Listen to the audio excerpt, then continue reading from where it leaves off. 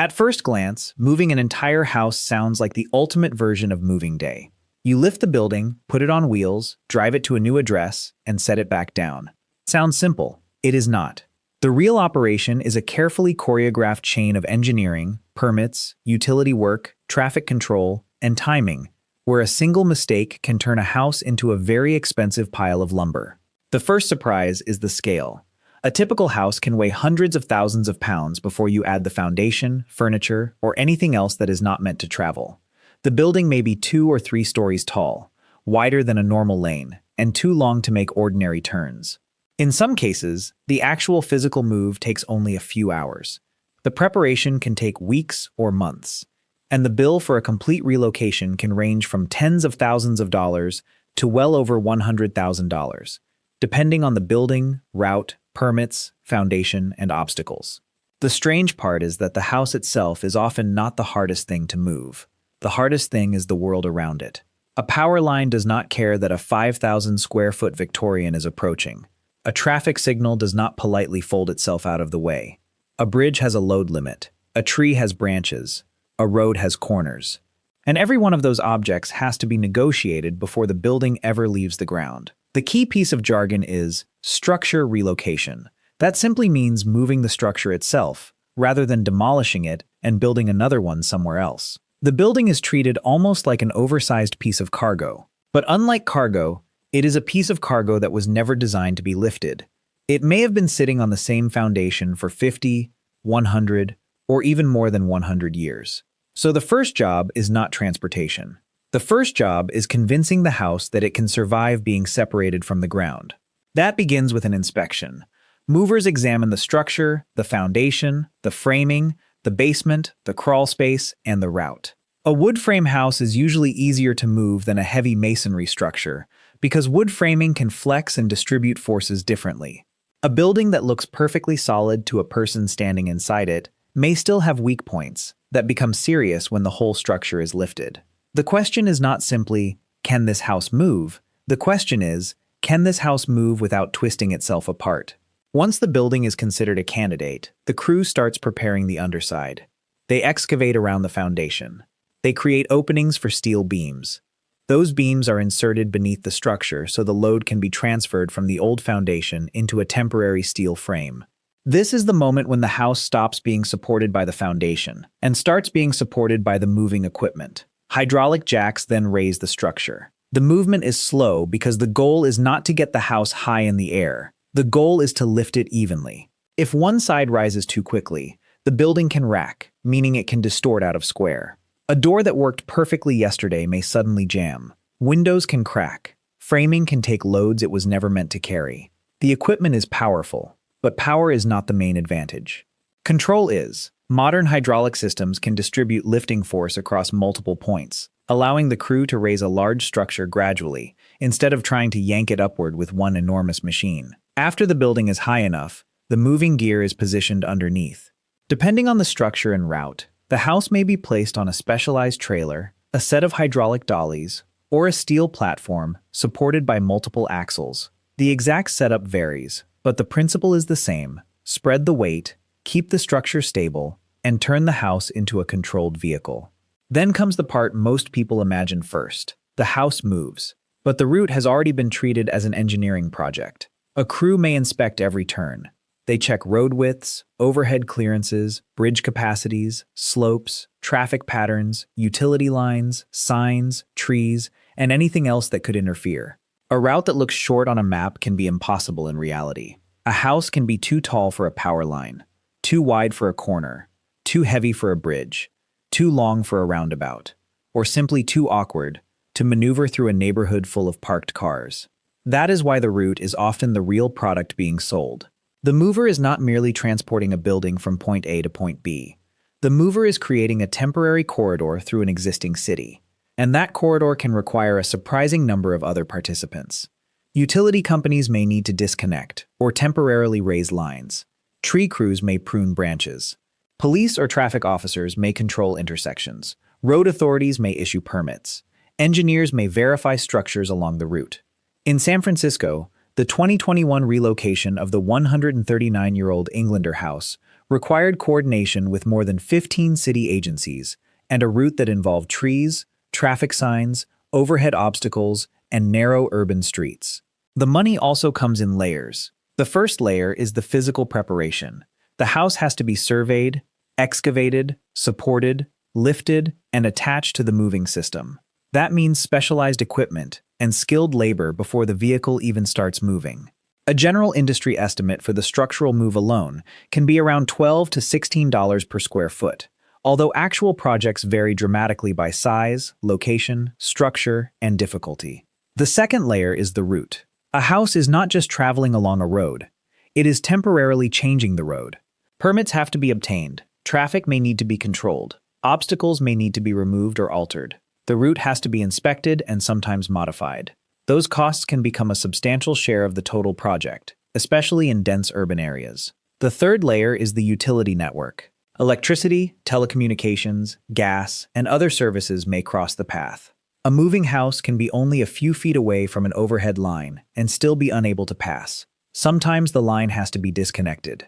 Sometimes it can be temporarily lifted. Sometimes the route has to change. The fourth layer is the destination. The new site needs a foundation capable of receiving the building. That foundation may need to be built before the move.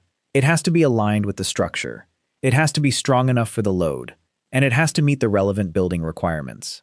The fifth layer is the final connection. The house may need plumbing, electrical service, heating, cooling, stairs, porches, and other elements reconnected or rebuilt.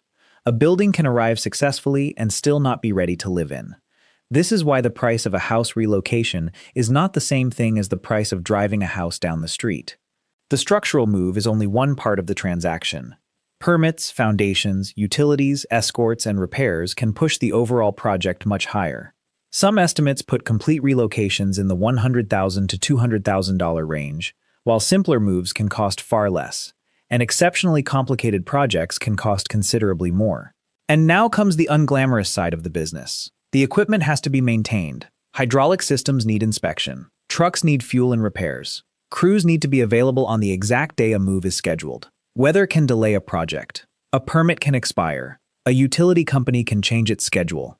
A road can be closed. A client can discover a structural problem after the project is already underway. The company also has to carry enormous risk. A normal delivery truck can damage a shipment. A house move can damage the shipment, the road, the sidewalk, the utility network, neighboring property, or all of them at once. And the timeline is often brutally asymmetric. A project can require months of planning for a movement that lasts 6 hours. The Englander house in San Francisco traveled only about 6 blocks, yet the preparation stretched across years, and the actual relocation took roughly 6 hours, moving at around 1 mile per hour. That leads to the single structural weak point in the entire system. The weak point is not the truck, it is coordination. A house move is a chain. The engineering has to work. The permits have to be valid. The utilities have to be ready. The route has to be clear. The weather has to cooperate. The destination has to be prepared. If one link fails, the problem does not necessarily stay in one place. Suppose a utility line cannot be moved. The house cannot pass. If the house cannot pass, the traffic control plan changes. If the schedule changes, utility crews may have to be rescheduled. If the delay extends long enough, the crew may run into another permit restriction or a weather problem. A single obstacle can therefore trigger a cascade through the entire operation. That is what makes this business unusual. The physical object is enormous, but the failure can begin with something tiny. A branch, a sign, a cable, a few inches of clearance, or one incorrect assumption about the route. The classic example is the Englander house in San Francisco. The house was built in 1882. It was a 2-story Victorian structure measuring about 5,170 square feet. For years, it stood vacant in the Western Addition, where a new apartment project was planned. Instead of demolishing the house, owner Tim Brown arranged to move it 6 blocks to a new location. The beginning of the story was a problem of land. The original site was valuable, and the planned development called for new housing. The house was historic, but history alone does not stop a city from changing. The turning point was the decision to move the building rather than destroy it. The actual move became a surreal urban procession. The house was lifted, placed on wheels, and pulled through city streets at roughly 1 mile per hour. Trees had to be trimmed, traffic signs had to be relocated, More than 15 city agencies were involved in the operation. Thousands of people watched as a building that had been stationary for 139 years began traveling through the city. The concrete ending was 6 blocks, about 6 hours.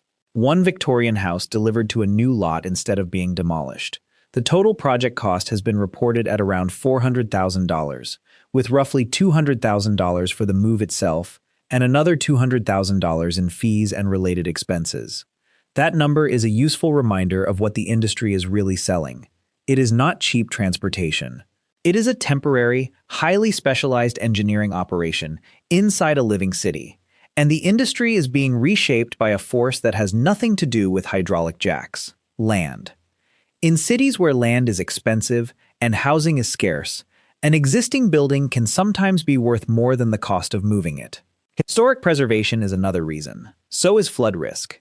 A house may be lifted and moved farther back on its lot. It may be raised to reduce flooding. It may be relocated to make room for a new structure without destroying the old one. The basic economic question is simple. Is the building worth saving? If the answer is no, demolition is usually easier. If the answer is yes, the moving company becomes a way to convert a stationary building into a movable asset. That calculation becomes especially interesting when construction costs rise. A building may already contain years of labor, materials, and craftsmanship. Rebuilding it somewhere else can cost more than relocating the existing structure. Even after the move, new foundation, utilities, and repairs are included. But the opposite can also happen. A building may look valuable from the outside while being too weak, too heavy, too complicated, or too difficult to route. In that case, the physical move becomes a spectacular way to spend more money than the building is worth. This is where the good scenario and bad scenario can look almost identical at the beginning. In the good scenario, the house is structurally sound. The route is short and wide. The permits are secured. The new foundation is ready. The utilities are coordinated. The weather cooperates. The actual movement takes a few hours, and the building arrives with only limited repairs needed. A project in that category might keep the structural move in the tens of thousands of dollars, with the total rising as the foundation, permits, utilities, and other work are added. In the bad scenario, the house has hidden structural weakness. The route has a low line or a tight turn. A bridge requires additional analysis. A utility company cannot meet the schedule. The destination foundation is delayed. The weather pushes the move into another window. The house may still travel only a few miles, but the bill can climb toward $100,000, $200,000 or more. The distance has barely changed. The complexity has. That is the thin margin in the business. The difference between a manageable project and a financial disaster is often not the number of miles traveled. It is the number of problems encountered along the way. So why stay in this business? Because economics is not really about ordinary transportation. A moving company that specializes in entire structures has something much harder to copy than a fleet of trucks. It has route knowledge, relationships with engineers and utilities, experience with permits, specialized equipment, a reputation that can reduce the perceived risk of a six-figure project. The market is small, but the expertise is scarce. That creates a kind of moat. A company that has successfully moved a large building through a difficult city has accumulated knowledge that cannot be learned from a standard moving manual. It knows how a particular type of house behaves under load. It knows what kinds of roads cause problems. It knows which details in a route survey matter and which ones are merely annoying. The equipment matters, but the knowledge matters more. A new competitor can buy a truck. It is much harder to buy decades of judgment. There is also a strategic incentive in the wider construction market. Sometimes the moving company is not competing with another mover. It is competing with demolition and reconstruction. If moving a historic building costs $400,000, but rebuilding an equivalent structure, preserving its character, or replacing its value would cost substantially more, relocation can make economic sense. That is the hidden market. The customer is not always buying transportation. The customer is buying the option not to demolish. And that option can become valuable when land, history, construction costs, or regulations make starting over expensive. The same logic explains why a house can be moved only 6 blocks and still justify an enormous operation. The value is not in the distance. The value is in what the move makes possible at the destination. The original lot can be redeveloped. The historic structure can survive. The building can escape flood risk. A new addition can be built. or a property can be reorganized without throwing away the structure that already exists. From the outside, all of this can look almost absurd. A giant house rolls down a road at walking speed.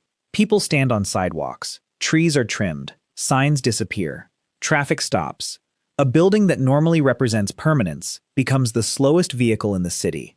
But that absurd image is actually the final step in a process that has been running for months. The move itself is the visible part. The invisible part is the survey that decided the house could be moved, the steel that transferred its weight, the hydraulic system that raised it evenly, the route map that identified every obstruction, the permit package, the utility schedule, the new foundation. The crews are waiting at both ends. When the house finally starts rolling, most of the difficult decisions have already been made. The spectacular part is the 6 hours when the building is moving. The business is the months spent making sure those 6 hours do not fail, and that is why an entire house can relocate in one day, even though the move may take years to become possible. A house move isn't really about transporting a building. It's about coordinating an entire environment around something that was never meant to move.